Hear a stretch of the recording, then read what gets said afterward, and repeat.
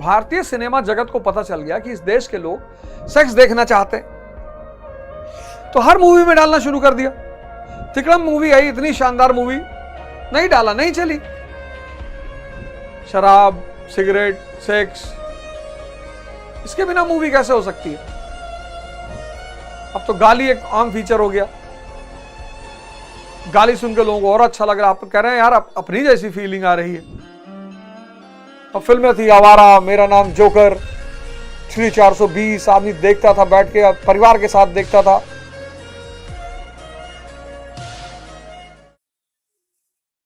जय हिंद फ्रेंड्स। तो आफ्टर 1858 शासन में, प्रशासनिक संरचना और नीतियों में आमूलचूल परिवर्तन आया। एडमिनिस्ट्रेटिव स्ट्रक्चर और पॉलिसीज में रेवोल्यूशनरी चेंजेस आए।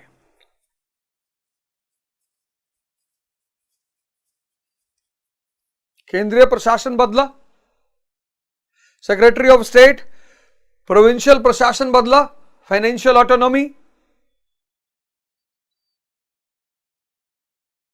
और लोकल बॉडीज पैदा हुई जो बाद में कन्वर्ट हुई लोकल सेल्फ गवर्नमेंट में।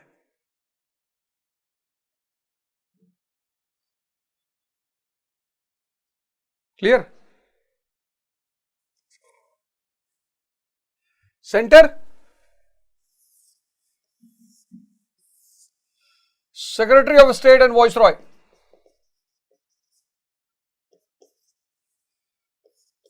provincial autonomy, especially financial,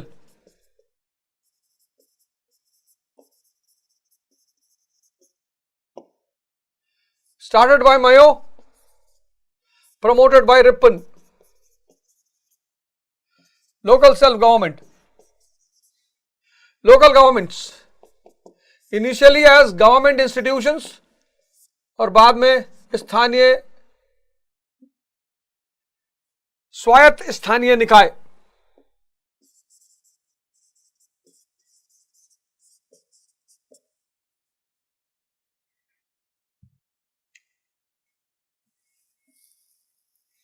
अरे बताएंगे यार अंशु, अप्रोच बताएंगे, पढ़ाएंगे।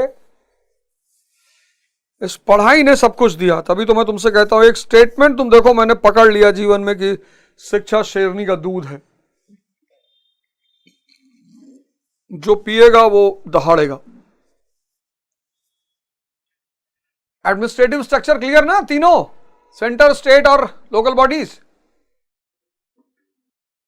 यहां से क्वेश्चन बनेंगे, बहुत प्यारे क्वेश्चन, मेंस के और प्रीलिम्स के दोनों के। यहां से बहुत अच्छे अच्छे क्वेश्चन प्रीलिम्स और मेंस के बनते हैं, बहुत प्यारे प्यारे क्वेश्चंस। अगली हेडिंग, चेंजेस इन आर्मी, सेना में परिवर्तन। चेंजेस इन आर्मी, यहां तो बहुत केयरफुली रीऑर्गेनाइजेशन किया गया, बहुत सावधानी पूर्वक,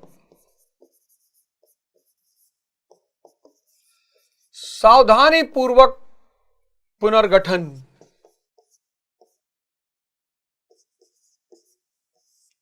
केयरफुल रीऑर्गेनाइजेशन। कुछ वर्ड्स को एनसीईआरटी के पकड़ लिया करो। केयरफुल रीऑर्गेनाइजेशन, क्यों? क्योंकि विद्रोह की शुरुआत इन्होंने ही की थी। Army started the revolt.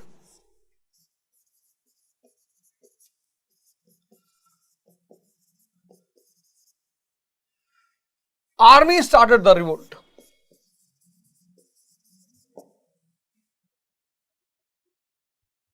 अब दोबारा ऐसा ना हो सके तो सावधानी पूर्वक पुनर्गठन, केयरफुल रीऑर्गेनाइजेशन। सेना ने ही विद्रोह शुरू किया था। इस विद्रोह की जन्मदाता 1857 के विद्रोह को सिपाही विद्रोह कहा भी जाता है, सिपॉय रिवोल्ट।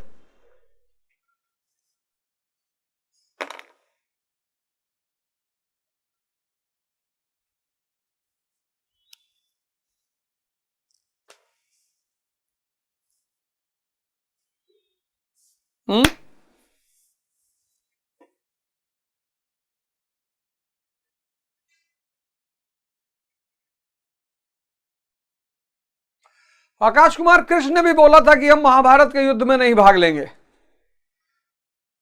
दुर्योधन से कहा था उन्होंने कि तुम चिंता मत करो, हम लड़ेंगे नहीं।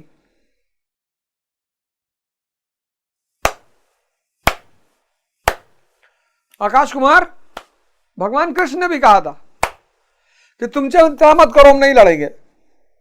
पर एक बार उनको हथियार उठाना पड़ा। गांधी जी ने भी कहा था हम एक्टिव राजनीति में हिस्सा नहीं लेंगे। 1924 में प्रेसिडेंट बनना पड़ा।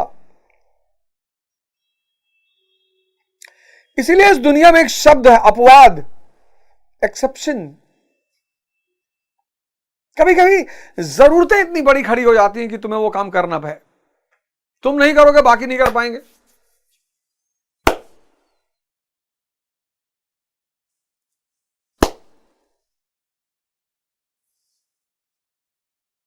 है? क्या ख्याल है?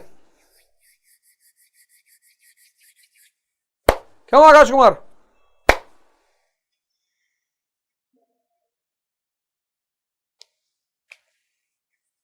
तो सेना का सावधानी पूर्वक पुनर्गठन करना ही था, क्योंकि सेना ही ने ही रिवोल्ट किया था।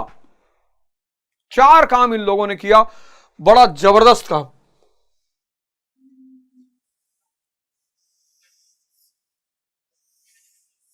पहला,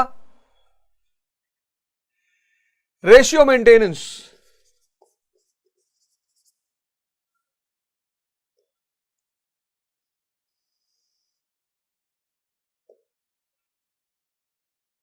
अनुपात, रेशियो। सेना में रेशियो पर सर्वाधिक ध्यान। बंगाल में हर एक भारतीय सिपाही पर 2 यूरोपियन सिपाही, 1:2। बंगाल में हर एक भारतीय सिपाही पे 2 यूरोपियन सिपाही, और रेस्ट एरियाज में, बाकी जगहों पे 2:5। हर 2 भारतीय,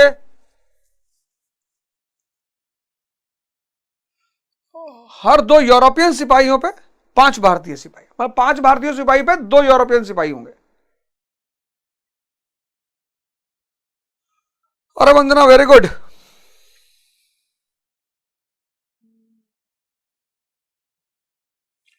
यूरोपियन टू इंडियन, सॉरी, ये यूरोपियन या Indian? 1 European 2 Indian, 2 European 5 Indian. ये European Indian ratio, Indian European नहीं है। यूरोपियन इंडियन रेशियो, बंगाल में यूरोपियन इंडियन रेशियो कितना होगा? 1 यूरोपियन सिपाही पे 2 भारतीय सिपाही, बाकी जगह पे 2 यूरोपियन सिपाहियों पे 5 भारतीय सिपाही। फिर की ज्योग्राफिकल पोजीशंस, की ज्योग्राफिकल पोजीशंस कौन होगा? यूरोपियंस। नॉर्थ वेस्टर्न फ्रंटियर में कौन होगा? यूरोपियंस। जितने महत्वपूर्ण भौगोलिक स्थान है वहां पे यूरोपियंस रहेंगे। आर्मी हेडक्वार्टर्स, वहां जितने कैपिटल्स हैं, बिजनेस सेंटर्स हैं, वहां यूरोपियन आर्मी रहेगी। फिर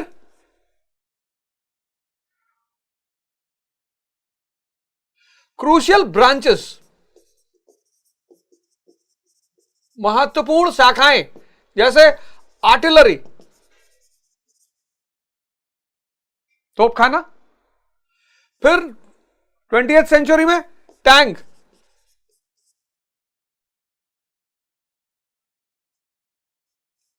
आर्मर्ड कॉर्प्स,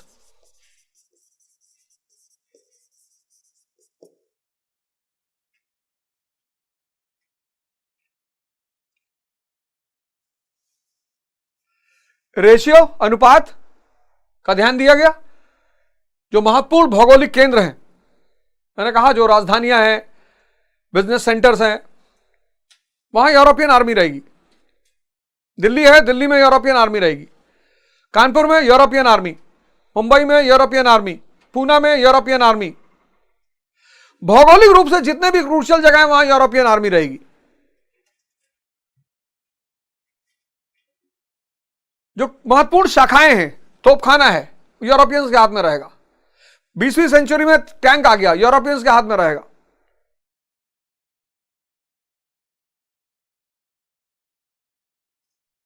ऑफिसर्स सारे यूरोपियंस, ऑफिसर्स, ये तो खैर पहले भी थी, ऑल यूरोपियंस।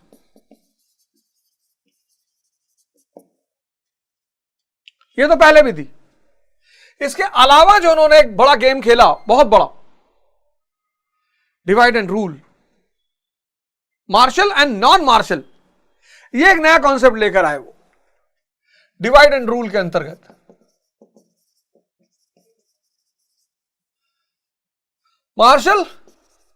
मार्शल रेसेस, लड़ाकू कौम है, कौन? सिख और गुरखा और पठान्स।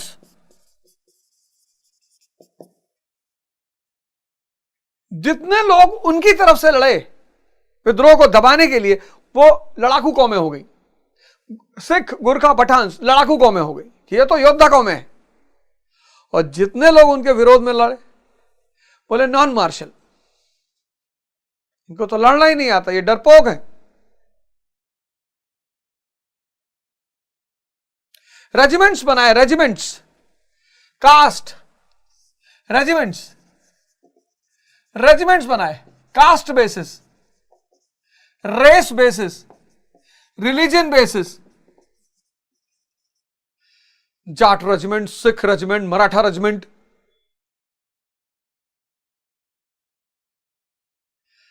केयरफुल रीऑर्गेनाइजेशन, देखो केयरफुल रीऑर्गेनाइजेशन, केयरफुल, चूंकि इन्होंने ही विद्रोह किया था, इनके ऊपर ध्यान देना बहुत जरूरी था। तो रेशियो, महत्वपूर्ण भौगोलिक क्षेत्रों पर यूरोपियंस, महत्वपूर्ण शाखाएं सिर्फ यूरोपियंस के हाथ में, ऑफिसर सिर्फ यूरोपियंस हो गए, divide and rule, martial and non martial, और रेजिमेंट्स जाति पे, रेस पे और धर्म पे।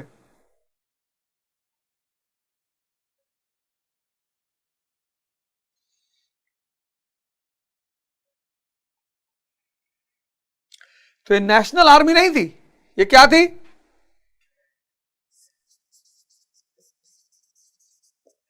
It was not a national army. तो फिर ये क्या थी? मर्सनरी।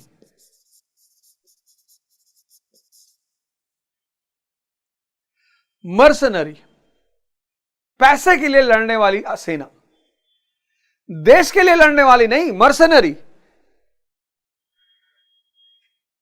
देश के लिए लड़ने वाली सेना नहीं, पैसे के लिए।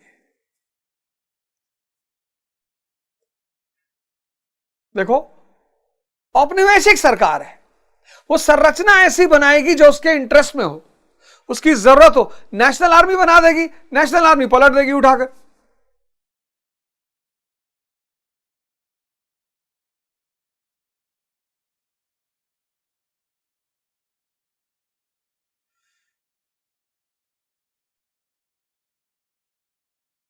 मर्सनरी, पैसे के लिए लड़ने वाली सेना।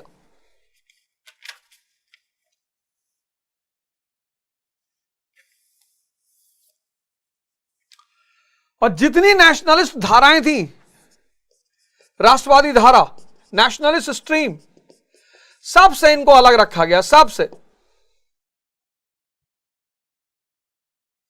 ना न्यूज़पेपर, ना मैगजीन, ना नॉवेल, कुछ नहीं। बोलो इनको हवा ही मत लगने दो।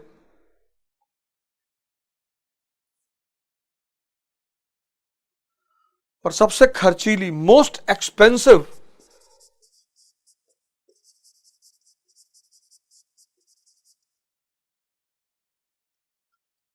(1904) में कितना? 52% ऑफ द इंडियन रेवेन्यू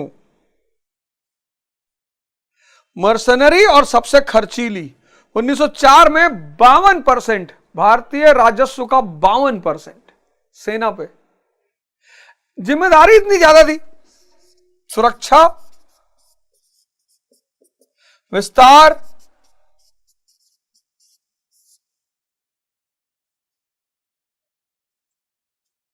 रक्षक,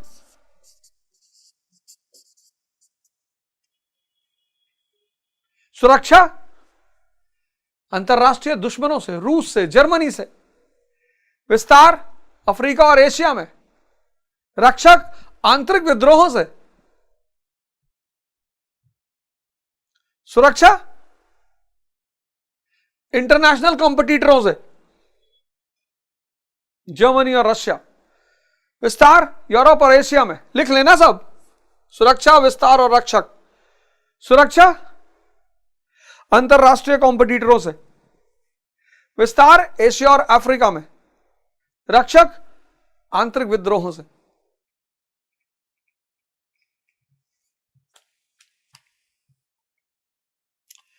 कुछ भी रटना नहीं है, बस तुम्हें एक बार थीम समझ में आ जाए कि यार ये सारी चीजें घूमेंगी किसके चारों तरफ। बस कॉलोनियल गवर्नमेंट, कॉलोनियल। एक बात याद रखनी है कि प्रशासन किसके चारों तरफ घूमेगा?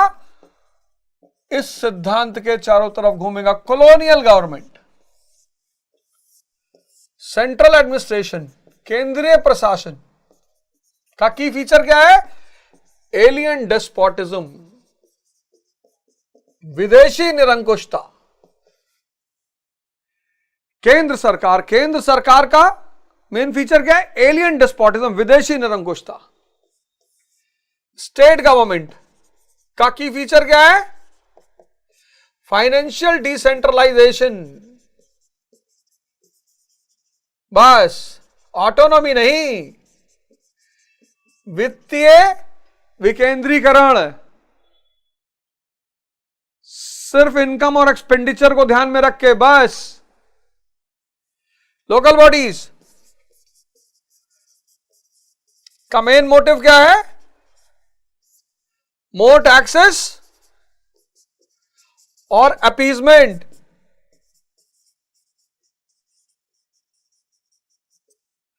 आर्मी को क्या बना दिया? मर्सिनरी। अब यही अगर तुम्हें मेंस में क्वेश्चन आ जाए, इसी पे क्वेश्चन आ जाए मेंस में तुम्हारे पास, लिखो क्वेश्चन। अब तुम्हारे पास मेंस में क्वेश्चन आ जाए कि the British administration after 1858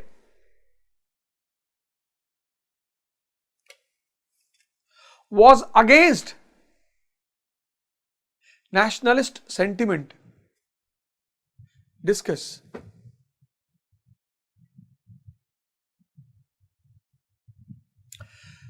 British administrative structure and policies after 1858 were against nationalist sentiment. Discuss. ये पूरा आंसर एक्सप्लेन करना पड़ेगा, पूरा। यही डायग्राम बनाना पड़ेगा, यही डायग्राम बनाना पड़ेगा। इसके कीवर्ड्स लिखने पड़ेंगे। आंसर लिखने से पहले उसका डायग्राम जरूर बना लेना। यही डायग्राम बनाना पड़ेगा, इसके कीवर्ड्स लिखने पड़ेंगे और फिर लिखना पड़ेगा।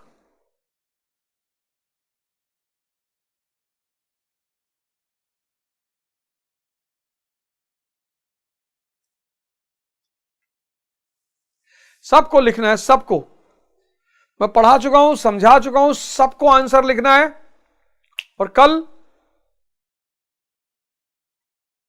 मैं इसका मॉडल आंसर लिखाऊंगा जिससे कि तुम अपने आंसर को चेक कर सको, देख सको कि जितना पढ़ते हो उतना एक्सप्रेस कर पाते हो कि नहीं कर पाते हो।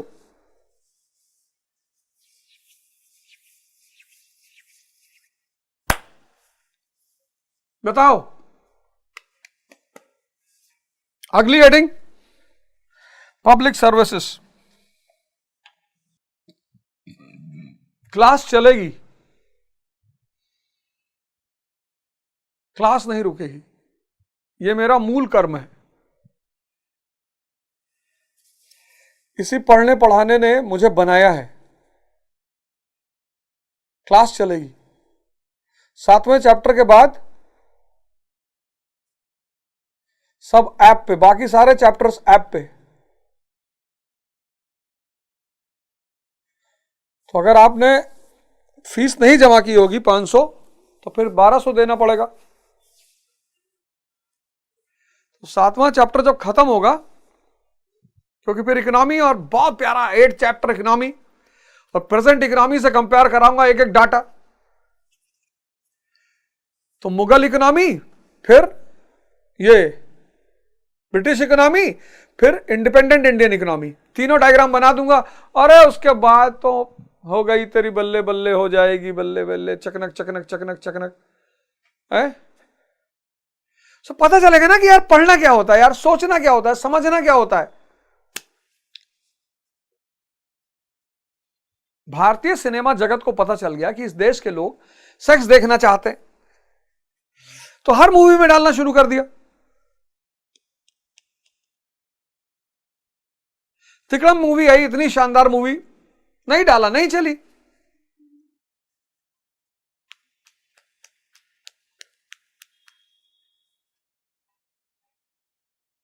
शराब, सिगरेट, सेक्स, इसके बिना मूवी कैसे हो सकती है।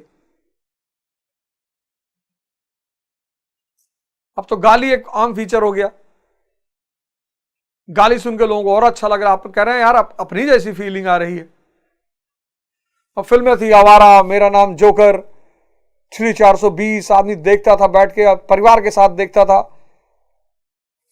चलिए फिर कल यह आंसर लिख के लाना है सबको। British administrative structure and policies after 1858 were against nationalist sentiment. कल मुलाकात होगी। जय हिंद, जय भारत।